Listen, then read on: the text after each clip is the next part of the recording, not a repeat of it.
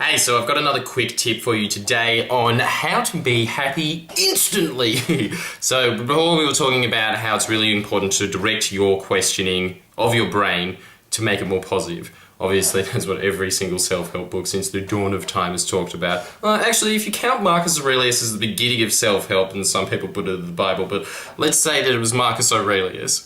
He wasn't really into it. He was kind of into stoicism of just like, the more pain you have, the better your life's gonna be. But, I don't know, that's a debate for another time, frankly. Let's get results that make you happy now! And that is a perfect example right here. This now! That is an anchor that I have in my head. Now, what's an anchor? It's basically something that happens in your environment that stimulates an emotional response. So, the classic example is if you're at a funeral and somebody says to you, "It'll be okay, Tom," and touches you on the shoulder when your dad's just died.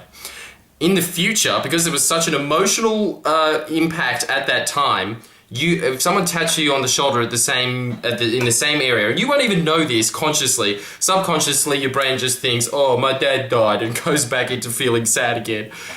What's really important is to notice what makes you feel happy, and it's pretty much the same in anybody's physiology, and that is the more lively you are, the better you feel. So right now, me doing this little jig makes me feel happier talking in front of the camera right now. I actually feel slightly more elated as a result of that, and you can see that I'm getting more animated as I'm talking to you because I'm going on this path. Basically, that's another principle that you need to remember is that anytime that your brain is on a track, it continues to go down that track. If you're depressed, it'll be on that loop for ages until something ricochets it off. It's really that simple. So if you're thinking depressed, you go, "Oh man, the world is just about, no, we're running out of fuel." Let's just say that you're thinking that, because I think about that all the time in the sense that the world is going to end. That's basically the main reason of my depression, which is a legitimate problem. It will happen one day, but can I, as a human being, do anything about that as one person? I can't stop the sun from exploding with the technology now. Maybe I could, maybe if we all collectively work together, we could do something about that.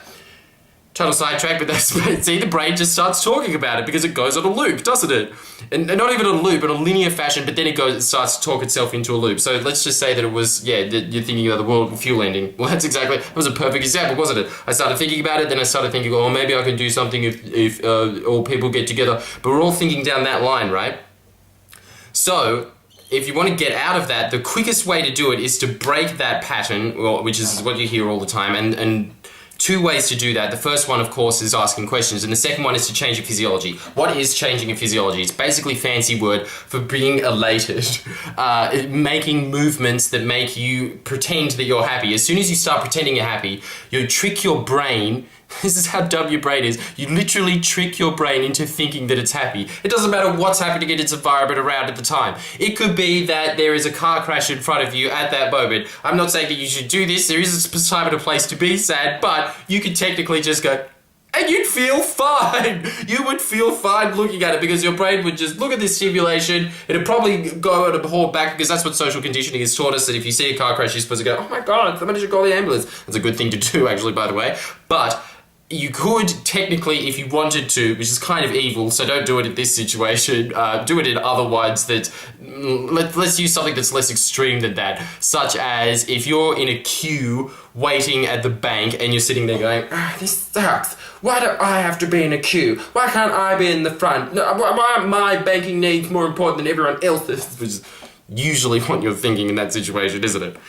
You can stop that very quickly by changing your physiology. Do this the next time you're there. Again, using the power of questions, you can change your brain into thinking that that's a fun situation. You can make anything fun.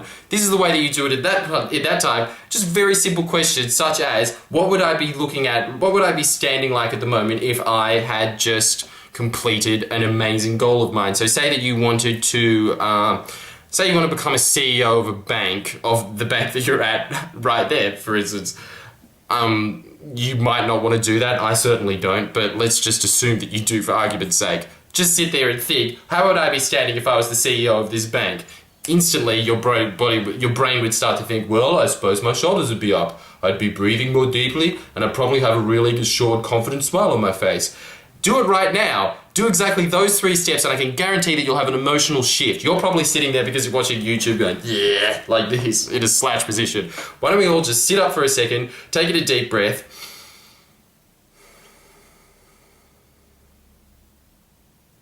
and put on a confident smile. How do you look when you're smiling confidently? Think about the last time that you felt really in your element. But maybe it was when you were at an athletics carnival when you were 10. It doesn't matter when it was. Just think about that smile. This is my smile when I'm doing it, like this.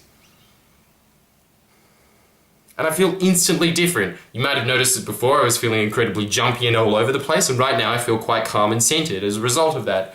Should be taking my advice, which isn't even my advice. Every self-help book ever does this. It's like, get out there and read as much as you can. But that's just a quick tip for you. These two things, remember them for the rest of your life. It'll change your life drastically. If we go back to the analogy of toothpaste, just the simple fact that you know that you're supposed to brush your teeth and floss them, which is actually much more important than brushing them. In fact, if you eat an apple, it basically cleans your teeth as much as brushing them. Flossing them is where you get all the gunk out of it.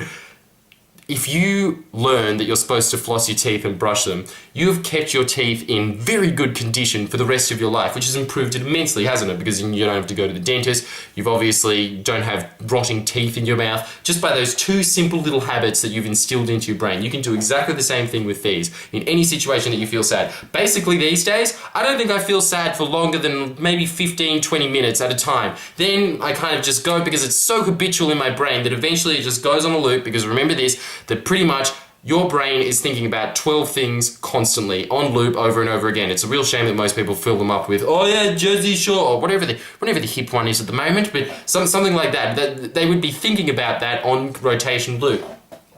I habitually now think about, why am I happy in this moment? Why am I totally elated and ecstatic in this moment? I think about those things constantly. And I also think about what's my physiology like, because I've thought about it enough that it's become an instilled habit.